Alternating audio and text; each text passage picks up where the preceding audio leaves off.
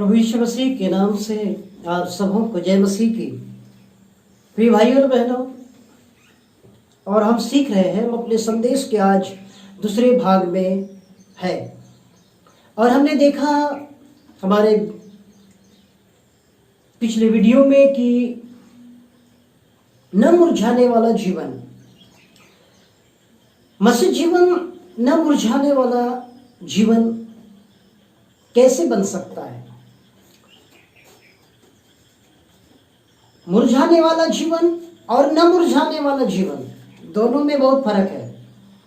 बहुत बार क्या होता है, जब आप अपने सब्जियों को ताज़ा रखना चाहते हैं तो उसको फ्रीजर में रखा जाता है, फ्रिज में रखा जाता है, ताकि वो एक ताज़ा आपको दिखे और वो फ्रेश रहे, अच्छा रहे, सड़े नहीं, गले नहीं। तो उसको आप फ्रीजर में रखते हैं, फ्रिज में रखते हैं। उसी प्रकार से ये हमारे आत्मिक और शारीरिक जीवन भी होते हैं। मेरे प्रिय भाई और बहनों, मेरे मसीह में अति प्रिय मित्रों, आपका और मेरा जीवन न मुरझाने वाला जीवन होना चाहिए। हम उस दूसरे भाग को आज सीखेंगे। जैसे कि संसार में अनेकों जंगल पाए जाते हैं और बहुत से जंगलों में लाखों किस्म के पेड़ पाए जाते हैं, परंतु बहुत सारे पेड़ जंगलों में आपने देखा होगा वो अपने आप कुछ समय या सालों बाद बड़े होकर के सूख जाते हैं। और बहुत सारे पेड़ों को आप देखते हैं कि वो काफी सालों से होकर के भी बहुत अच्छे रहते हैं। तो पहला पेड़ क्यों सूख जाते हैं, कई बार बहुत बढ़कर के भी क्यों सूख जाते हैं? हो सकता है कुछ कमी हो, कुछ कारण हो। जी, कुछ कारण होता है। जंगल में बहुत सारे झरने होते हैं, जंगल में बहुत सारे पानी के सोते होते हैं, पहाड़ियों में छोटे छोटे नाले होते हैं, कुछ नदियां फूट निकलती है और कुछ सोते बहते आते हैं। तो वहां पे जो पेड़ होते हैं, जो किनारे में होते हैं, उस पेड़ को, और जो पहाड़ियों के ऊपर चट्टान में या और ऐसी जगह में होते हैं जिनको ठीक से पानी नहीं मिल पाता, तो उन दोनों में काफी फर्क होता है। और आपने देखे होंगे फर्क होता है। चलिए मैं आपको थोड़ा सा प्रैक्टिकल करके बताना चाहता हूं। ये दो पेड़ है, ठीक है, ये दो पेड़ है, जैसा कि आप देख रहे हैं मेरे हाथ में दो पेड़ है, यानी ये पेन को मैं आपको बता रहा हूं। ये दो पेड़ है, इसमें एक पेड़ हरा दिख रहा है और एक काला दिख रहा है, मतलब ये कालापन या आ गया, सूखने लग गया। और ये पेड़ इसलिए अच्छा है क्योंकि ये पेड़ पानी के पास है, ये पानी के पास है और ये हरा भरा है। अब मैं आपको बताना चाहता हूं मेरे प्रिय भाई और बहनों, आप समझने का प्रयास करें। मैं आपको बहुत जल्दी से बताने का कोशिश में हूं। एक वचन को पढ़ेंगे और उसके बाद हम आगे बढ़ेंगे। लूका रचित सुसमाचार के 13 अध्याय के 8 और 9 पद में यीशु मसीह ने एक अंजीर के पेड़ के बारे में बात की, ठीक है। और यदि आप पढ़ेंगे होशे की किताब 9 अध्याय का 16 पद, तो जड़ सूख गई, ठीक है, जड़ सूख गई। उधर यीशु ने कहा लूका 13, 8, 9 में तो वो पेड़ हरा भरा है, सूखा नहीं है। पर इधर होशे में आप देखते हैं तो वो पेड़ सूखा हुआ जड़ है, ठीक है, होशे 9 का 16 में। अब देखिए दो पेड़ मैंने अभी आपको बताया। एक हरा है, क्यों?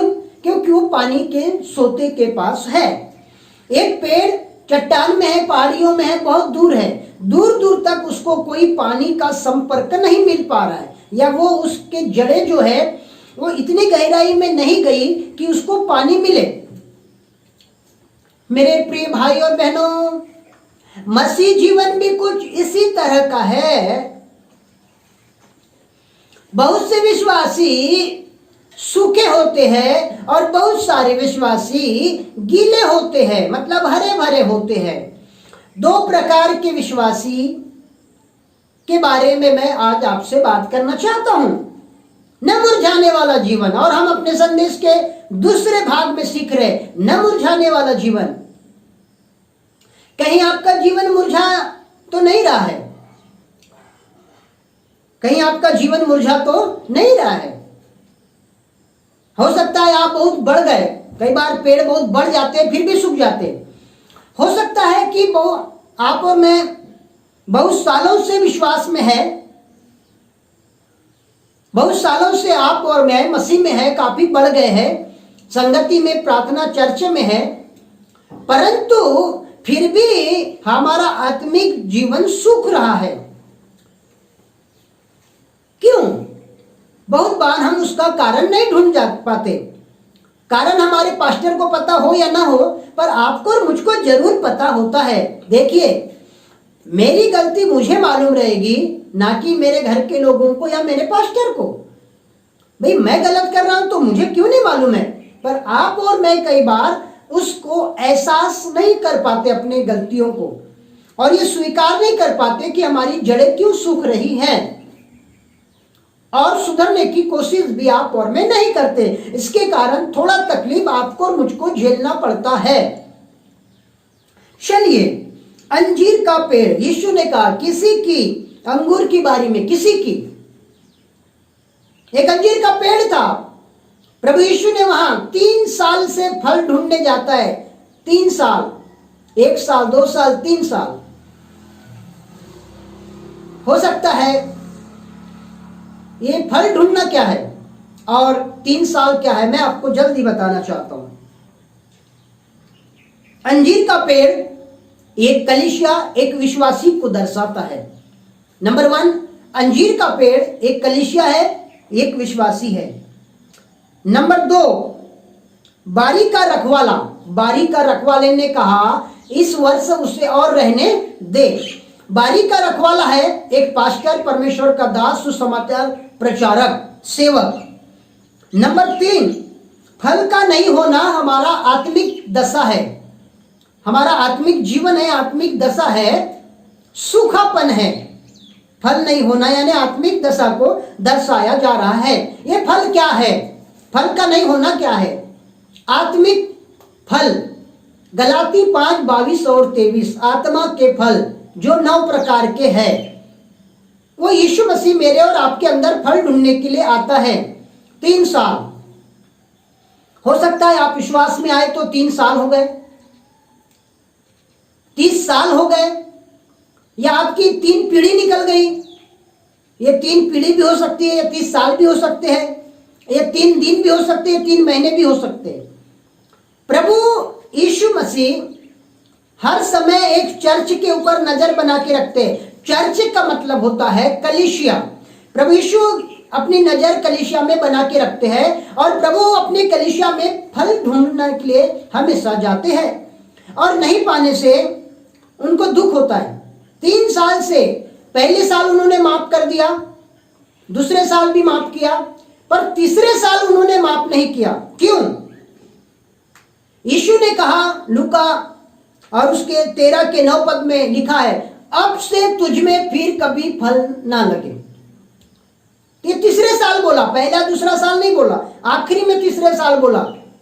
आज ऐसी बहुत सी कलीसिया है जो फलवंत नहीं है, जो आशीषित नहीं है, जिनकी विश्वास रूपी जड़ें गहराई में नहीं जाने की वजह से वो सूखती चली जा रही है, और सूखने के वजह से फल नहीं आ पा रहे हैं। अब ये सूखना क्या है? सूखापन। ये सूखापन है संसार की अभिलाषा, मोह माया, और हमारे अपने मन, वचन और कर्मों में बसा हुआ पाप, जो हमारे आत्मिक जीवन को सुखाता है। अब ये हरापन क्या है? विश्वास, प्रार्थना, संगति, प्रभु का भय, परमेश्वर की आज्ञाकारिता में चलना। यह है हरापन जो हमारे आत्मिक जीवन को फलवंत बनाता है। Praise the Lord. और मैं विश्वास करता हूं कि आप समझ रहे हैं और मैं भी कोशिश करता हूं कि आपको अच्छे से समझा पाऊं। तो हम देख रहे थे फल आत्मिक जीवन है।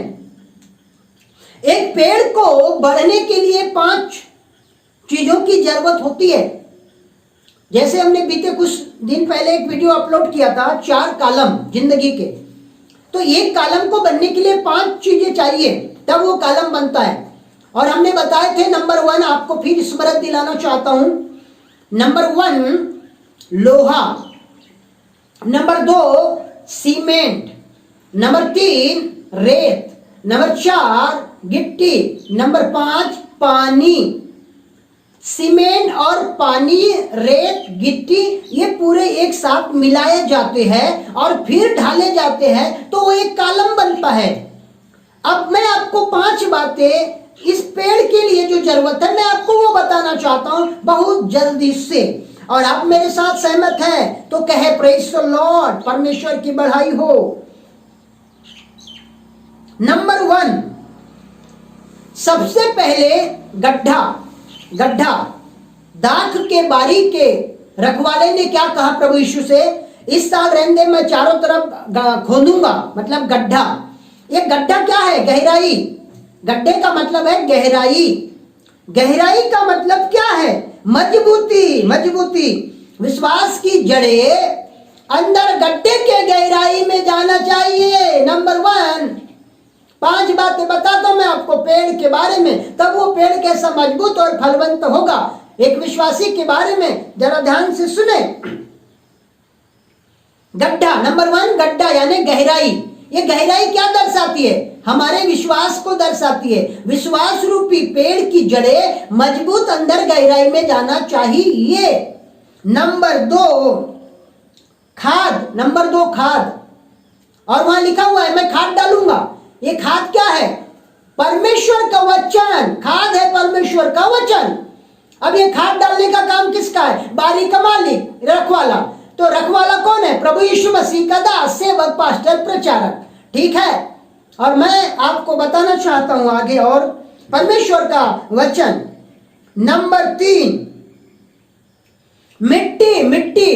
और मिट्टी अच्छी होना चाहिए, कंक्रीट ना हो, पत्थर ना हो, रेत ना हो, पर मिट्टी हो। मिट्टी क्या है? मिट्टी संगति है, जो मुझको और आपको निरंतर परमेश्वर पिता के साथ में करना है। अपने चर्च, अपने कलीसिया के साथ में आपको और मुझको नियमित रूप से संगति करना है, यानी मिट्टी। नंबर 4 है पानी। एक पेड़ को पानी भी देना पड़ता है। अभी हमने अपने घर में पौधे लगाए हैं, मुनगा के, आम के और भी, तो हम नींबू के, तो हम उसको गर्मियों में पानी देते हैं। जैसे कि आप भी अपने घर के बगीचे को पानी डालते रहते हैं, उसी तरह एक विश्वासी को अपने जीवन को साकार बनाने, हरा भरा बनाने, फलवंत बनाने पानी चाहिए। अब ये पानी क्या है? पानी है परमेश्वर के पुत्र प्रभु यीशु मसीह और सहायक पवित्र आत्मा का अभिषेक। कहे अभिषेक। Praise the Lord. अभिषेक। नंबर 5 सूर्य का प्रकाश भी बहुत जरूरी है, यानी कि रोशनी। यीशु ने कहा मैं जगत की ज्योति हूं, तो हमें ज्योति चाहिए। अब ये ज्योति क्या है? रोशनी क्या है? ये है परमेश्वर की उपस्थिति। हालेलुया। परमेश्वर की उपस्थिति। अब 5 बातें मैंने आपको बताया। अब आप शायद समझ रहे हैं 5 बातें। पहले तो मैंने आपके अंजीर के पेड़ के बारे में बताया। अंजीर का पेड़ कलीसिया या विश्वासी को दर्शाता है। बारी का रखवाला एक परमेश्वर के दास, प्रचारक, सेवक को दर्शाता है। फल हमारी आत्मिक जीवन, आत्मिक दशा को दर्शाता है। और बाकी ये 5 बातें आपको मैंने बताया कि एक पेड़ को बढ़ने के लिए ये चीज चाहिए। मत्ती की किताब 21 अध्याय 18 और 19, मत्ती की किताब 21 अध्याय 18 और 19 में लिखा है, फल रहित विश्वासी, एक सूखा विश्वासी, एक हरा विश्वासी। सूखा विश्वासी का मतलब क्या है? फल नहीं देने वाला पेड़, यानी फल नहीं देने वाला विश्वासी। एक फल देने वाला विश्वासी यानी हरा भरा पेड़। हालेलुया। अच्छा पेड़ और बुरा पेड़, यीशु ने कहा मत्ती 21 अध्याय के 18 और 19 में। और मत्ती की किताब 12 अध्याय उसके 33 पद में लिखा है, मत्ती 12:33 में लिखा है, अच्छा पेड़ बुरा पेड़। अच्छा पेड़ आत्मिक जीवन है और बुरा पेड़ सूखा मसीह जीवन है। सो प्रियो, आज मेरे भाई और बहनों, बहुत सी आज कलीसिया सुख रही है, आत्मिक जीवन से वंचित हो रही है। मैं आपसे आग्रह करता हूं, हे मित्रों, मसीह में मेरे अति प्रिय भाई और बहनों, परमेश्वर के नजदीक आप बने रहिए, पानी के पास रहिए, परमेश्वर के निकट रहिए, सूर्य की रोशनी यानी परमेश्वर की उपस्थिति में रहिए। परमेश्वर के वचन रूपी खाद को आप स्वीकार कीजिए, जो जीवन की रोटी है परमेश्वर का वचन। हालात और परिस्थितियों को बदलने वाला है परमेश्वर का वचन। सो मसीह लोगों की जड़ें सूखने न पाए। मसीह जीवन न सूखने वाला जीवन है, तो न सूखने वाले जीवन में आ जाए, न सूखने वाले जीवन में आ जाए। जो बातें हमने आपको बताए हरे भरे रहने के लिए, उसको स्मरण रखे। जो जो जरूरत है उसको आप पूरा करते चले जाए। मेरे भाई और बहनों, प्रभु यीशु मसीह इन संदेशों के द्वारा आपको आशीष दे। मैं पास्टर रोहित डोंगरे, 24 घंटा prayer tower ministry, Balaghat, Madhya Pradesh से आप सबों को मसीह में प्यार भरा जय मसीह की। Thank you.